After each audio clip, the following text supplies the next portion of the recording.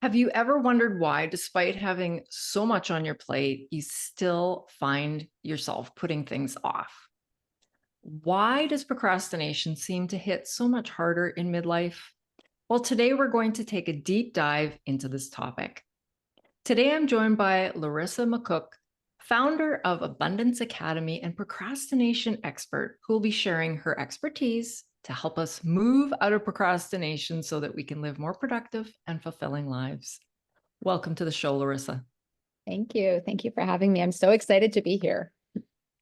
So, my first question is, how did you get so interested in procrastination?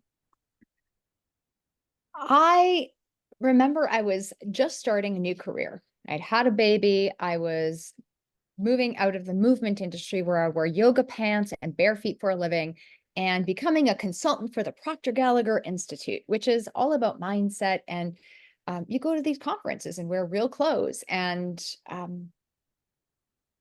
get out of the movement industry, right? We're talking about mindset work. And I was at lunch at a conference with a colleague, and she was sharing a story. And I actually write about it in my book. So I'm just going to read the little part of the story to you here. And she was telling me about a conversation she had with someone. And she was saying, so when the lights are green across town, then you'll go for it. Is that what I'm hearing you say? And the man was hesitating. He's like, I guess. Well, and she said, when this set of circumstances ends, guess what happens? Another set of circumstances comes up, another set of circumstances will come up, and another one. And what's happening is you're procrastinating your life away. And procrastination is suicide of your dreams on the installment plan. Little by little, your dreams disappear. It escapes you. Has this been a pattern in your life? And he had to say yes. And I think I'd never really given procrastination much thought. I'd heard it used, I'd heard it talked about in the world of personal growth and development, but that moment where she was saying, little by little, your dreams will disappear, just like one bit at a time, one bit. And it was one crumb at a time. You don't even notice it going away. And that was so powerful because I'd realized in that moment that I'd been procrastinating my life away. It wasn't just procrastinating on one thing. I knew I procrastinated on a few things, like I think we all do. We all do. It didn't mean anything until that moment because there were some really big things I'd conveniently put off and conveniently ignored and made excuses about because they were too hard. It was the wrong time. They were all legitimate. It was finally that moment of truth. Wow. So, what I'm hearing then is you saw a conversation between two other people, but the words that they exchanged hit home for you. Oh my, absolutely. And they kept ringing in my mind over and over and over again. It was impactful then. They didn't go away.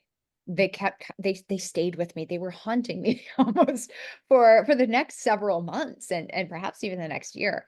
And it was not 24/7, but it would be as I would cheat, as I would try to justify something for myself, as I would say it's okay, but it wasn't okay, as I would say, this is what I want, but I'm like, no, it's not. It was at those moments where I knew the truth and I was pretending to ignore it that it would be blaring so loud. And you and I talked just for a couple of minutes before we hit the record button here, but my mind is going to this place of midlife, right? Like Yeah. I'm kind of at this place where I'm thinking, I'm probably over the halfway mark in my life, and everything that I say no to may never, I may never get the opportunity to say yes. Do you think that we struggle more with procrastination in midlife? And why, if you do agree? You know what? I think I wouldn't say everyone struggles with procrastination in midlife, but I definitely think women tend to have more challenges Mhm. because we see so many options and we want them all. And we fear we'll miss out. And men are just so much more skilled at picking something and staying in their lane. Generally, women see more things. We see the possibilities and we like to overcomplicate things every now and then. and men just stay in their lane. They don't need explanations. They don't need to justify their behaviors. And as women enter midlife, it's actually really interesting because they they enter a phase where they are no longer responsible for everyone and everything else. Hormonally, you're actually your hormonal pattern shifts, so you become more selfish, right? You're allowed to pay more attention to yourself. Yet very few women are conditioned to believe that and accept that. And I think so often women cling to this identity they used to have. They don't realize that they can progress. They remember in their 20s and 30s, they had all these dreams that they put on hold. Well, if I don't do it, it'll be too late. Are these dreams even relevant at this point? Good point. Good point. Like sometimes they're not even relevant. And yet we're longing for these things and we're wanting to say yes and feeling like we're going to miss out. So I think as women get to an older to the next phase, we really need to start looking at what our priorities actually are and determine if we even want to pursue them. And I think sometimes we might be procrastinating because it's no longer and it's not even a real fit for you. That is It such a may not good be relevant. point. I never came up with it. It just came out of my mouth. This is God talking right now. However, we cling to things. Let them go if they're no longer relevant. So really hitting the pause button, maybe instead of Yeah. panicking, thinking, well, I still have this and this and this and this, just to take the pause and to be in the moment and just think, is that really what I want? Yeah. Maybe Absolutely. it's change. Maybe I can take it right off the plate. Such a good Mhm. point. I love that so much. I know myself, and I'm just speaking for myself, but I am not much of a procrastinator. But when I do, I feel a lot of guilt and shame. Can Mhm. you speak to that point? Yeah. We have all kinds of emotions. As humans, we are built to have an emotional rainbow and it's healthy for us to experience all types of emotions. And I think sometimes we get caught up in this, I have to be in this positive state, in this positive emotional state all the time, or I'm not a positive person. But even positive people have dips. And so when it comes to emotions, I think guilt and shame, it when it comes to guilt, you feel guilt because you legitimately did something wrong. When you understand what that emotion is, if you legitimately did something wrong, you should feel guilty. When it comes to shame, this is more about us feeling flawed or unworthy. And that's not necessarily an acknowledgement. Maybe we don't feel like we belong. And there's something a little bit deeper with that. And so there may be times where we do legitimately feel that. And I think one of the things I talk to clients about is when it comes to emotions, you should feel all emotions for about 45 to 90 seconds. But after that, you're looping a story. And so if you do feel guilt or shame for procrastinating and you're like, yeah, totally intended to do it and didn't keep a promise to myself, go ahead, feel guilty for a little bit. But you don't need to hold on to it. You can let the bag go. And the problem isn't that we do feel this. I think the problem for us tends to be when we keep it and hold on to these emotions and then repeat that story and then take on the identity of, oh, I'm a procrastinator. Oh, I can't do this. And it turns into something bigger. It just gets bigger and bigger and bigger. Whereas you just did something and you could have changed it. And if you acknowledge it as a simple behavior, it's not really a big deal. And that really comes from awareness, really knowing how emotions work, knowing who you are and how you can navigate and move through a different emotional experience of your life. I like that point that you made. Acknowledge it and move on. You Yeah. don't have to cling to it. You don't have to make that your narrative. Like you say, you don't have to wear it like a sign on your forehead. I didn't do the thing. Okay, now moving on to the next thing. Is anybody else going to actually care that you didn't do the thing? Maybe not. Probably not. Probably Maybe not. not. Right. Yeah. And we get in our heads so much, so much. Yeah. Do you think perfectionism ties in here at all? If I can't Uh, do it perfectly, I'm not doing the thing. Yeah, I definitely think there's, especially with high achieving women, there's so much pressure to do things well and to be that overachiever or quote unquote perfectionist. And perfectionism, we take it on as an identity. It is like that badge of honor. Maybe we're either wearing it on our forehead, we're wearing it right here, and we're like, I'm a perfectionist. And that's a those are tough shoes to fill.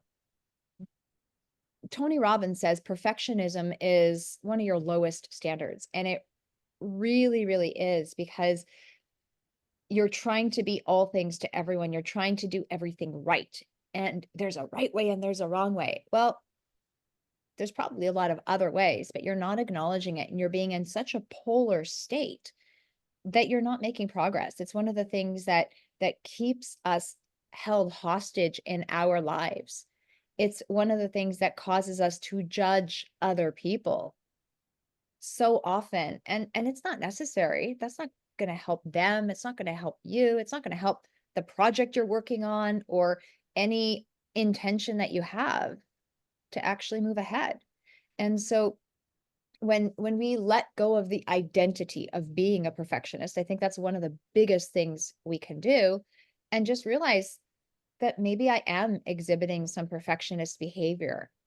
Is it necessary? Is it really necessary that all the napkin rings match?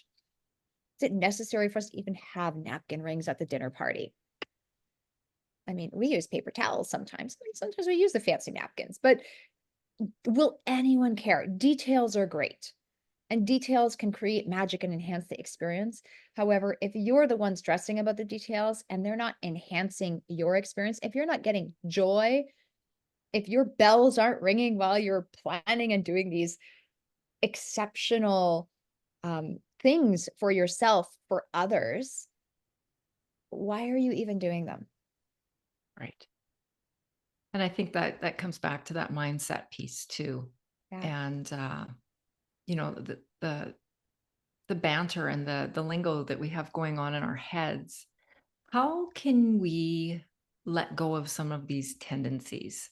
How can we have a healthier mindset around doing things? Like if we let go of the labels of a yeah, procrastinator yeah. or a perfectionist or any of these other labels, let's like just let go of them. How can we move past this just with healthier mindsets? I think going back to principles. Okay, so there's principles and there's tactics. Tactics are, I'm going to use, you may or may not be in the world of business. I'm just going to use a business example. So let's say there are marketing principles. There are basic ways to communicate with people and communicate with them in a way that they will respond. These are principles. But there are tactics. There are strategies you can use for Instagram and TikTok and Facebook. And we've all experienced these strategies as consumers. And when when we really think of things from a tactical place, like what are the steps I can take, instead of really looking at the high level principles, sometimes we restrict our image and our perception of what could be. I call it more like looking at things from the bug's eye view, where you're down in the grass, versus God's eye view, where you're up in the sky, seeing a greater level of possibilities. And principles, these are like laws of the universe that work with all people in all places at all times. And I think you mentioned let go of the label. Stop seeing yourself as a procrastinator or whatever label you're putting on yourself, right? When you have an identity that is buried in the depths of your unconscious mind, and that will be expressed through your behavior and in your belief system. So let go of the identity, reconnect to an identity you do desire. When realize change happens in your life. Change happens for kids when they're young. You see a lot of changes when they're very young. But then we have you finish school, you get married, you get jobs, you move away from home, you you go travel, you have different experiences, you have kids, your kids have kids, you retire. There are different changes that will happen over time. And with any change, even good change, disruption will happen. And so realizing that in midlife, you're going through another change. However, you've been in one big phase of your life for such a long time, you've gotten used to it. Interesting. Even good change will feel disruptive. Yay, kids have left home. Why is a part of me not at ease? Why is a part of me that seems to have more time not getting my butt off the sofa to go do laundry? Well, Mm, maybe I'm just so tired of doing laundry for everyone else. I want someone to do laundry for me. I want a housekeeper, even though I have time to do laundry. I have a nice laundry machine. I don't care. I just don't want to. Is it procrastination or is it lack of desire? good That point. go get a housekeeper and For then sure. go spend your time doing things you want to do. And so I think when you really look at it, look at your identity of who you are and where you're going. Look at the phase of life you're in and be truthful to yourself. Start focusing more on yourself and make yourself a priority. Well, and if I'm kind of reading between the lines here too, I'm hearing maybe that we need to take a little bit of look back at our own core values. Yeah, What's absolutely. important to me? Is it, being active at the gym, or is it doing laundry? And if we're at a phase in life where you're right, where we can hire some of these things out that don't align with our values so that we can do the things that do fill our cup, at the end of the day, we are happier, we're leading a life, with greater purpose, and we're not feeling those that negative chatter in our heads. Absolutely. Yeah. How do we rekindle motivation if we feel like we've lost it for whatever reason, whether it's misalignment to core values or, maybe feelings of depression? How do we get motivated again? Yeah.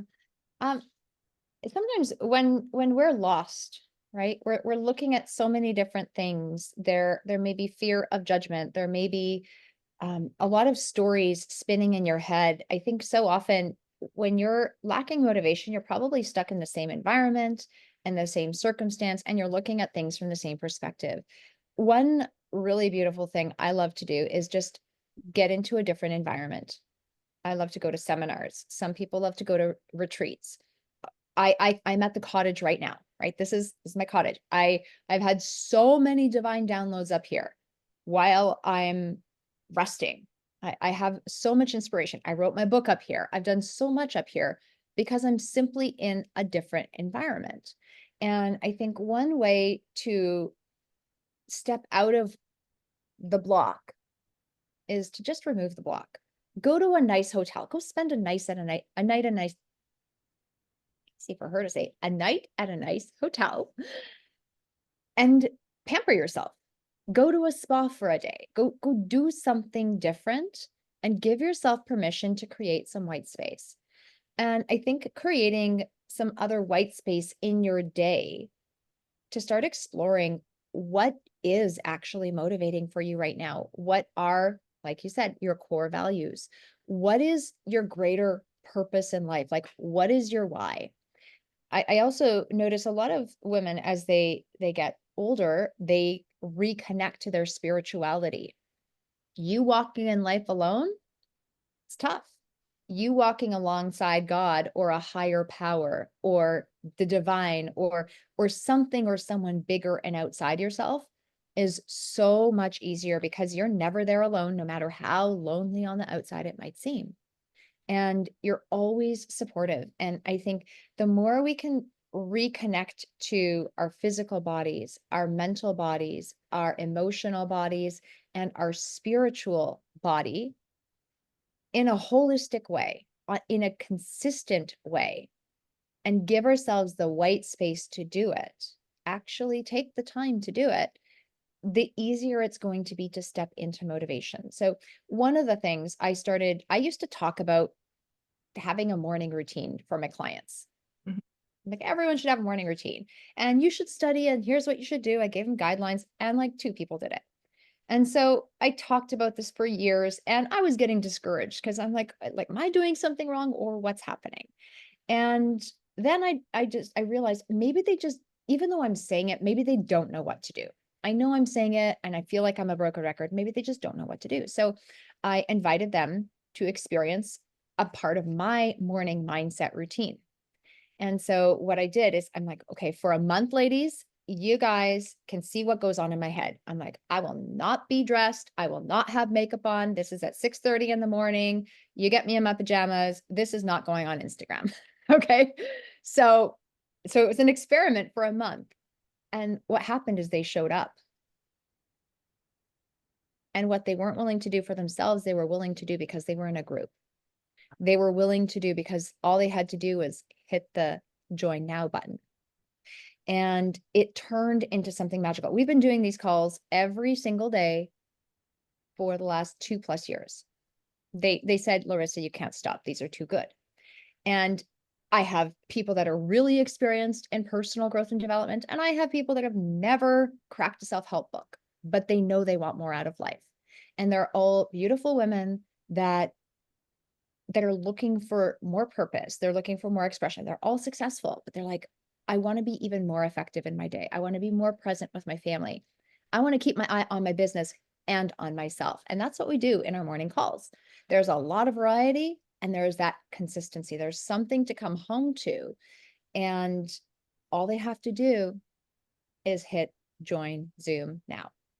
And so that keeps them motivated because why? I remind them to go, oh, what's your why? They're like, oh, I forgot about it. And I know we talked about it last week, but wow, look, I forgotten. It hasn't been here. I totally needed it today. We remind them of their goals.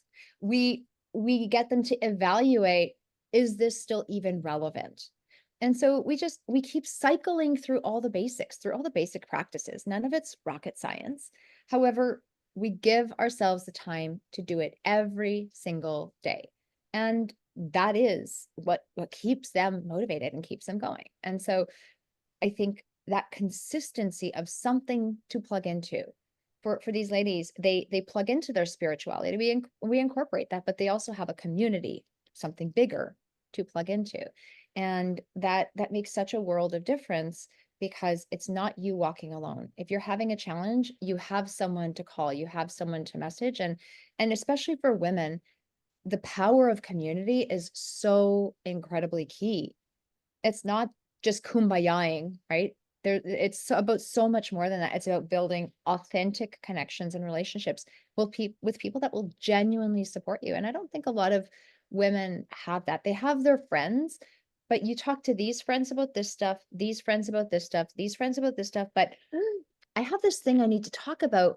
I'm afraid of being judged. So let me just hide it because people don't get it. I think community, I think you've nailed it on the head. Community is no matter what you're going through. I have a grief group for bereaved mothers. Mhm. Just in the changes that I've gone through in my own life, it's almost impossible to do anything alone. I mean, anything, right? Just Yeah. that sense of community and that knowing that you're not alone in whatever it is. How can we maintain a level of enthusiasm? Because some of the things that we're putting off, some of the things that we're procrastinating are just not fun to do, right? We just got to get them done. How can we make it so that we want to do these things? Or do we really need to sit down, as we said, check in with your core values, slice and dice that list and get some clarity? Or what is it? So there's times where you're going to have to just sit down and buckle down and do what you need to do, and you won't like it and you won't be enthusiastic. There are definitely moments. That is masculine energy. There is a time and place for it. Feminine energy says, follow your heart and do what feels good. Do the easiest thing first. Indulge. Have the have the whipped cream with the cherry on top if you want it. And feminine energy is really about intuition and that self reflection and that introspection. And I think the more we give ourselves permission to know ourselves and follow our hearts and be led and be pulled forward by the things that are important for us, the more natural enthusiasm we'll have. Women, if we literally just do, let's say, 3 things to show ourselves we love, respect, admire, and care for ourselves every day? What if we did three or more things that demonstrate self-care and self-love? That might seem like, oh my gosh, if three is too big a number, start with one. And laundry and dishes are not on that list. Self-care is more like, so today, ironically, the one day I'm not wearing bright lipstick, I started wearing bright lipstick. And some days I have no calls and I'll put bright lipstick on. Why? Because I'm like, I feel like a cool mom. When I had my son, I bought myself mom boots, and they were these cool animal print boots. And when everything else was just totally unfashionable, and I wore the same leggings and tank top probably for about 6 months while I was pregnant and 2 years after. I wore the same outfit, but I put these mom boots on and I didn't care. I was just like in these mom boots. Putting on those mom boots in that moment was self-care, because I could go for a walk in my running shoes in the neighborhood, or I could put on my little mom boots and feel sexy and have a pep in my step. It was the intention. So what demonstrates self-care is going to be your intention.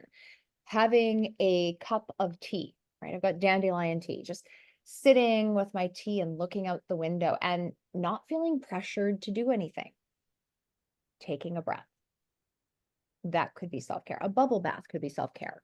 It could be a hard, sweaty workout. It could be a workout where you lie down because you don't want to work too hard. Whatever it is, it doesn't matter. But your intention is going to show yourself that you matter. And when you matter, of course, you're going to be motivated. You could even do things you don't really want to do, but you're like, I don't want to, but okay. Because you're in a good mood, because you're in a good spirit, because you're taking care of yourself, because you've already filled your cup with whatever it is that's important to you. And I think this is something I encourage a lot of clients to do, is to spend more time indulging in themselves. How are you going to show yourself that you matter? Make self-care a priority. Well, and what I'm hearing from you too, my mind just keeps going back to our values, because I Mhm. think when we value ourselves, we value our time, we take more breaks rather than the Energizer Bunny who's going, going, going, going, going. And we respect that we are humans and that we are going to put things on the back burner. And when we can just take a step back, take a break, Yeah. we're going to be more productive. We're going to be calmer, and everything's just going to feel better. That's what I'm taking out of what you're saying. Yeah, That's my take home absolutely. message. And I think sometimes we hear these recommendations of things we should do, and we adopt them as our own, but they're not important, right? Don't meditate because somebody else says to. Don't take a break if you're inspired to go do something like clean out your garage. I don't know why anyone would be, but if someone was to be inspired by cleaning out the garage, then go do it. Every now and then I'm at the cottage and I'm like, I am inspired to go pick dandelions. And on those days I do. And on the other days, I totally don't. I don't know why. Dandelions in the cottage, I get inspiration, waves of inspiration to go pull dandelions out of the yard. Like, but spirit is calling me to do it. And I sit there, I look at trees, I have ideas, I listen to podcasts while I do it. And for me, it's magical. I'm not doing it because someone needs me to do it. I can't. And I think it really listening to ourselves and being intentional, I think is going to determine whether the time you're spending is valuable to you now. It goes even, I think even beyond the core values, because in that they have to align with your core values. Absolutely. However, it's really about just being in that moment, being in spirit and inspired and tuning in to your deepest self. Really interesting. So, you Mhm. have written a book about procrastination. So, can you give us just a little synopsis and tell people where they can find it? Yeah. So this is Stop Procrastinating Your Life Away, Discover the Secrets to More Time, Money, and Freedom. And this book is there, it's about procrastination, but it's about so much more than procrastination. The book is ultimately about you living your best life, you reconnecting to who you are, your truest desires and going for it. I think so often we have roadblocks that get in our way. How do you remove those roadblocks and elevate your resilience so no matter what happens, you can bounce back and keep moving? Because the way to overcome procrastination is to do something about what you're putting off. And you've got to take the next step and the next step and the next step and the next step and the next step. And this book really does give you the tools to do that. It's not just a nighttime read. You can read it quick cover to cover. However, it is jam-packed full of powerful exercises that I've collected from over the last 20 plus years doing this work and teaching this work.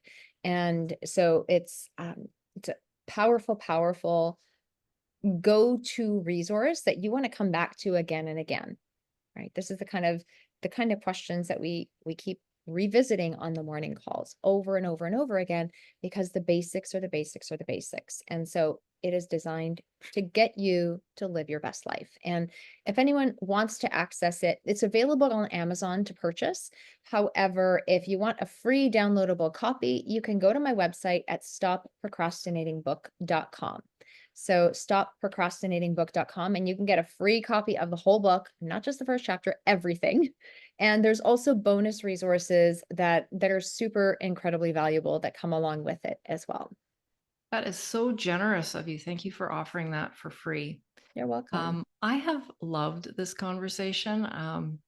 For our listeners, Larissa and I actually attempted to record last week and we didn't. So, we're revisiting a lot of these questions today, but I feel like I got even that much more from our conversation today. So, thank you for sharing your expertise and your experience. And thank you for being on the show today. You're welcome. And thank you for having me. It has been an absolute pleasure. The pleasure is all mine. Thank you.